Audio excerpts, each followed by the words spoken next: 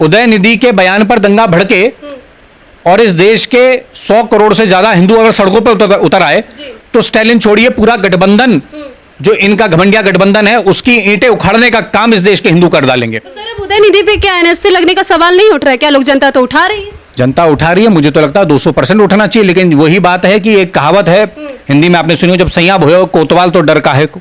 इस बयान पर जिस प्रकार से मनीष कश्यप पर एनएसए लगा है, ठीक उसी प्रकार से मुख्यमंत्री स्टालिन के बेटे उदयनिधि स्टालिन पर भी यह एनएसए लगना चाहिए। ये मैं आपके कैमरे पर, आपके माइक पर, आपके मंच के माध्यम से इस देश के नागरिकों को से कहना चाहता हूं। स्टालिन के बेटे किसी और धर्म पे क्यों नहीं बोलते हैं? किसी और धर्म पे बोलने से उनको डर लगता है क्या? बिल्कुल डर लगता है, क्योंकि वही तो वोट बैंक है।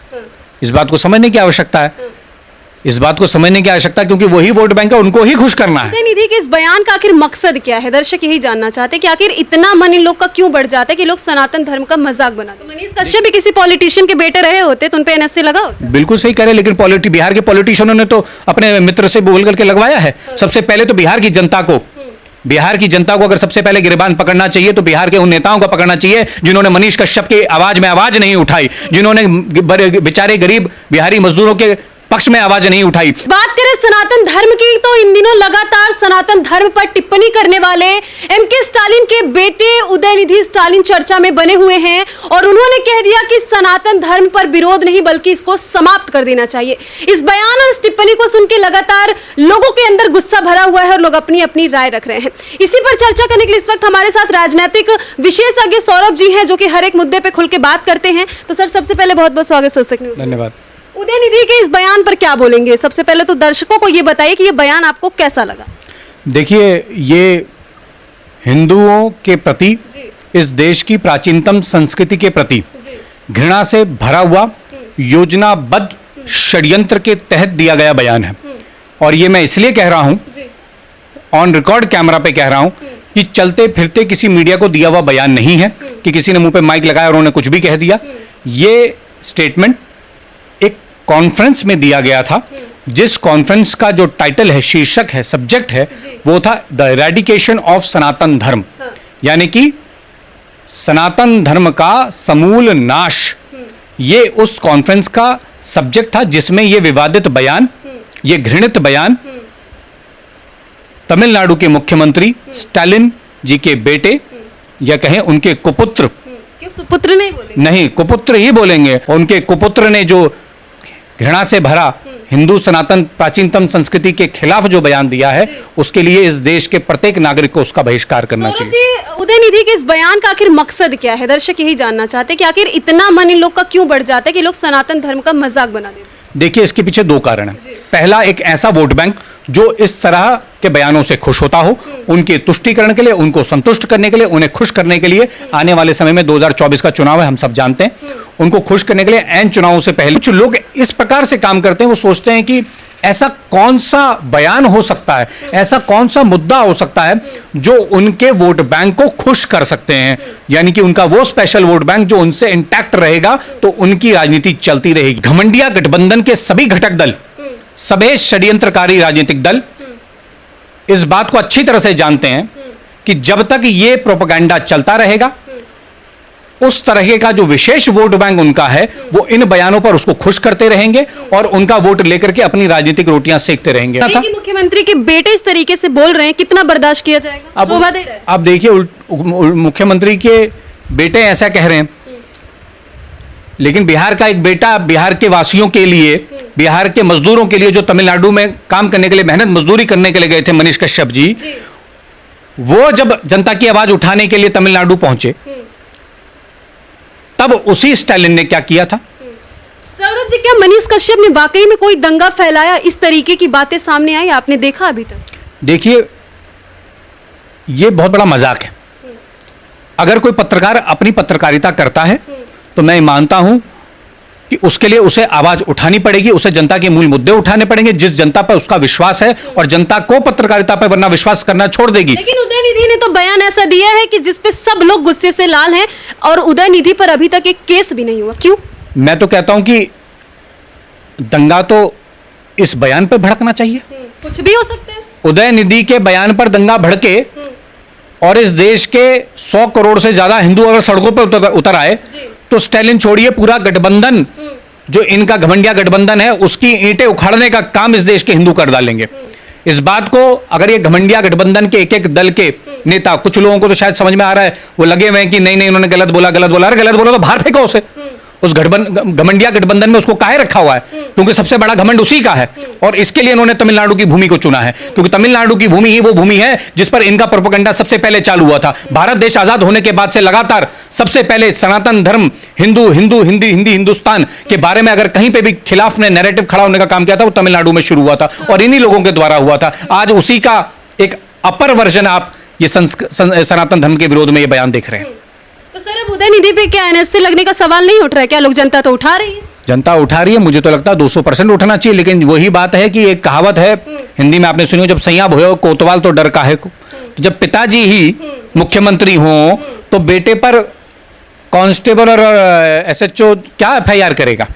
तो मनीष कश्यप भी किसी पॉलिटिशियन के बेटे रहे होते तो उन पे एनएसए लगा होता। बिल्कुल सही कह रहे हैं, लेकिन बिहार के पॉलिटिशियनों ने तो अपने मित्र से बोल करके लगवाया है। सबसे पहले तो बिहार की जनता को अगर सबसे पहले गिरबान पकड़ना चाहिए तो बिहार के उन नेताओं को पकड़ना चाहिए जिन्होंने मनीष कश्यप के आवाज में आवाज नहीं उठाई, जिन्होंने बेचारे गरीब बिहारी मजदूरों के पक्ष में आवाज नहीं उठाई और जो पक्ष में आवाज उठा रहा था उसके साथ नहीं खड़े हुए। मुझे लगता है कि बिहार की जनता को सबसे पहले उन बिहार के नेताओं को धकेल के बाहर करना चाहिए और यही घमंडिया गठबंधन के जो मुख्य सूत्रधार हैं वो बिहार के अंदर ही बिहार के 2 बड़े नेता बैठे हुए हैं। तो मुझे लगता है सबसे पहले तो बिहार की जनता को उसमें सचेत करना चाहिए और आपके चैनल के माध्यम से इस देश के सभी नागरिकों से मैं निवेदन करता हूं कि वो इस बयान पर जिस प्रकार से मनीष कश्यप पर एनएसए लगा है ठीक उसी प्रकार से मुख्यमंत्री स्टालिन के बेटे उदयनिधि स्टालिन पर भी यह एनएसए लगना चाहिए। ये मैं आपके कैमरे पर, आपके माइक पर, आपके मंच के माध्यम से इस देश के नागरिकों को से कहना चाहता हूं। अगर आपको नहीं लगता कि उदयनिधि के इस बयान पर कोई कार्यवाही नहीं होती है तो ये लोग आए दिन और भी ऐसे उल जुलूल बातें बोलते रहेंगे और सनातन धर्म का मजाक उड़ाते रहेंगे? देखिए, सनातन धर्म का मजाक तो लगातार उड़ता आ रहा है और नाम से देखेंगे तो बहुत सारे लोगों के आपके नाम हिंदू ही दिखाई देंगे। ये भी अपने आप में एक प्रोपेगेंडा है कि उन्हें पता है कि अगर कोई मुसलमान मजाक उड़ाएगा तो हिंदू मुसलमान मामला छिड़ जाएगा, ईसाई करेगा तो कुछ और मामला छिड़ जाएगा, सिख करेगा तो कुछ और मामला छिड़ जाएगा। इसीलिए स्टालिन के बेटे किसी और धर्म पे क्यों नहीं बोलते हैं? किसी और धर्म पे बोलने से उनको डर लगता है क्या? बिल्कुल डर लगता है, क्योंकि वही तो वोट बैंक है। इस बात को समझने की आवश्यकता है, इस बात को समझने की आवश्यकता है, क्योंकि वही वोट बैंक है, उनको ही खुश करना है। सर एक और सवाल, इंडिया जो गठबंधन है, कोई भी बड़े नेता इस पर कुछ भी बोलने को तैयार नहीं है। क्या वो स्टालिन से डरते हैं या फिर उनको ये डर लगता है कि हम बोल देंगे तो हमारी इमेज खराब या फिर हमारा वोट बैंक की जो रोटी है वो कम हो जाएगी?